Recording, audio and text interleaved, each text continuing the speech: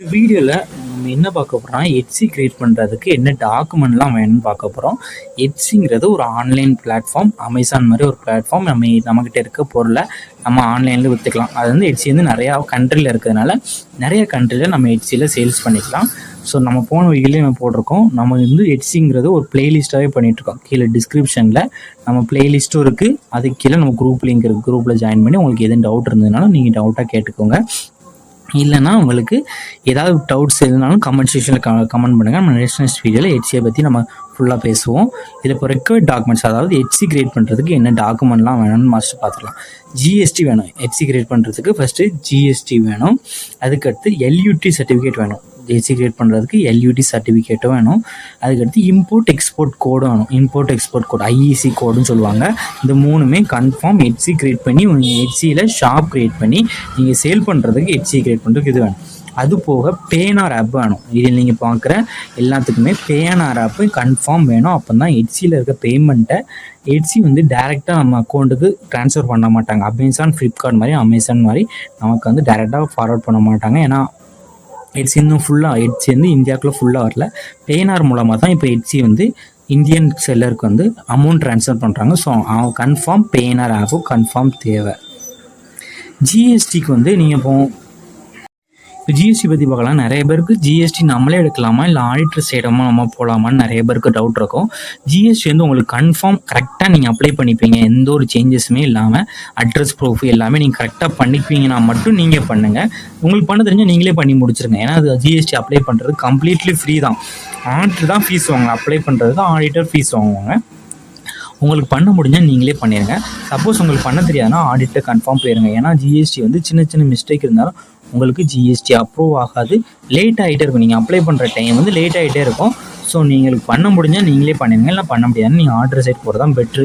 ஏன்னா சின்ன சின்ன சேஞ்சஸ் நீங்கள் தப்பு பண்ணியிருந்தாலும் உங்களுக்கு கொரிஸ் வந்துக்கிட்டே இருக்கும். அந்த கொரிஸை நீங்கள் கரெக்டாக திருப்பி என்ட்ரு பண்ணணும். அப்போ தான் உங்களால் ஜிஎஸ்டி கரெக்டாக அப்ளை பண்ணி கொண்டு வர முடியும். நெக்ஸ்ட்டு எல்யூடியும் ஐஇசி கோடும் எதுக்கு தேவைப்படுறோன்னா, எல்யூடியும் ஐஇசி கோடும் எதுக்குன்னா, எல்யூடியும் ஐஇசி கோடு வந்து இங்கேருந்து ஒரு ப்ராடக்டை வாங்கி நீங்கள் வெளிநாட்டுக்கு எக்ஸ்போர்ட் பண்ணுறீங்க. அதனால இம்போர்ட் எக்ஸ்போர்ட் கோடுன்னு ஒரு கோடு தருவாங்க. அதுக்கு ஒரு சர்டிஃபிகேட் மாதிரி இருக்கும். அதுவும் நீங்கள் வாங்கணும். அதுக்கு வந்து சார்ஜஸ், அதுக்கும் நீங்கள் கவர்மெண்ட்டுக்கு அதுக்கு வந்து பே பண்ணி தான் வாங்கணும். அந்த சர்டிஃபிகேட் வாங்குறதுக்கு எல்யூடி வந்து ஃப்ரீ தான். நீங்கள் ஜிஎஸ்டி வச்சுருந்தாலும் எல்யூடி வந்து நீங்கள் ஈஸியாக எடுத்துக்கலாம். அது வந்து நீங்கள் உங்கள் ஜிஎஸ்டி எடுக்கிற ஆடிட்டர் நீங்கள் கேட்டாலே எல்யூடி சர்டிஃபிகேட் வந்து உங்களுக்கு ஈஸியாகவே எடுத்து கொடுத்துருவாங்க. இம்போர்ட் எக்ஸ்போர்ட் கோடு வந்து நீங்கள் அப்ளை பண்ணி தான் எடுக்கணும். அது வந்து ஒரு சர்டிஃபிகேட் மாதிரி, அதை நீங்கள் அப்ளை பண்ணி தான் எடுக்கணும். அதுக்கடுத்து பேனா அப்ளை பண்ணுறதுக்கு என்ன டாக்குமெண்ட்லாம் வேணும்னா, ஆதார் கார்டு வேணும். ஆதார் கார்டு வேணும், பேன் கார்டு வேணும், பேங்க் அக்கௌண்ட் வேணும், இந்தியன் பேங்க் அக்கௌண்ட் வேணும். இந்த மூணு வேணும். அது மாதிரி ஐஇசி கோடும் கேட்பாங்க. பேனரில் வந்து ஐஇசி கோடு இதில் சர்டிஃபிகேட் வந்து இதில் கேட்பாங்க. ஏன்னா நீங்கள் இங்கேருந்து எக்ஸ்போர்ட் அமௌண்ட் வந்து ஒரு அமௌண்ட் வந்து வேறு பக்கம் வரதுனால ஐஇசி கோடு வந்து கன்ஃபார்ம். உங்களுக்கு ஜிஎஸ்டி அப்ளை பண்ணுறதுக்கு உங்கள் பக்கத்தில் இருக்க ஆடிட்டரை நீங்கள் அங்கே கன்சல்ட் பண்ணி பாருங்கள். எவ்வளோ ரேட் கேட்குறாங்க அப்ளை பண்ணுறதுக்கு நீங்கள் வேணால் கேட்டுக்கோங்க. சப்போஸ் உங்களுக்கு பக்கத்தில் தான் ஆடிட்டர் தெரியாது, இல்லை எப்படி பண்ணுறணும்னு உங்களுக்கு தெரியலை அப்படின்னா, நம்ம சைட்லேயுமே ஆடிட்டர் வந்து நமக்கு பண்ணி கொடுக்குறேன்னு சொல்லியிருக்காங்க. அதான் நம்ம ஃப்ரெண்ட்ஸ் எல்லாத்துக்குமே பண்ணி கொடுக்குறேன்னு சொன்னாங்க. அவங்க ஆடிட்டர் ஃபீஸ் எவ்வளோ கேட்குறாங்கன்னா 2000 ரூபா கேட்குறாங்க. அதாவது ஜிஎஸ்டி நீங்கள் எடுத்து கொடுக்குறதுக்கு அவங்க 2000 ரூபா சார்ஜஸ் பண்ணுறாங்க. அதை வந்து 2000 ரூபா நீங்கள் பே பண்ணிங்கன்னா நீங்கள் அவங்ககிட்ட வந்து ஜிஎஸ்டி வந்து கம்ப்ளீட்டாக எடுத்து வந்துடுவாங்க. எந்த ஒரு ப்ராப்ளமே இல்லாமல் எடுத்து வந்துடுவாங்க.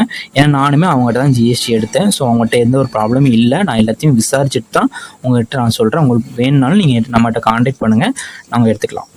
நிறைய பேர் என்கிட்ட நான் கேட்டாங்க. அதனால தான் நம்ம ஜிஎஸ்டி வந்து நம்ம ஆடிட்டரையும் கேட்டோம். அவங்களும் பண்ணி தரேன்னால நம்ம இப்போ ஓகே சொல்கிறோம். அதே மாதிரி இப்போ எல்யூடியும் இம்போர்ட் எக்ஸ்போர்ட் கோடும் உங்களுக்கு சேர்த்து வேணும்னா மொத்தமாக 2800 rupees நீங்கள் பே பண்ணிங்கன்னா ஜிஎஸ்டி, எல்யூடி, அதே மாதிரி இம்போர்ட் எக்ஸ்போர்ட் கோடு மூணுமே எடுத்து வந்துடுவோம்.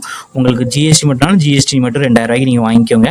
பே பண்ணி நீங்கள் ஜிஎஸ்டி எடுத்துக்கோங்க. நம்ம சைடு இல்லை உங்கள் சைடு ஆடிட்டர் இதோட கம்மியாக கொடுத்தாலும் நீங்கள் அங்கே போய் விசாரிச்சுட்டு நீங்கள் எடுத்துக்கோங்க.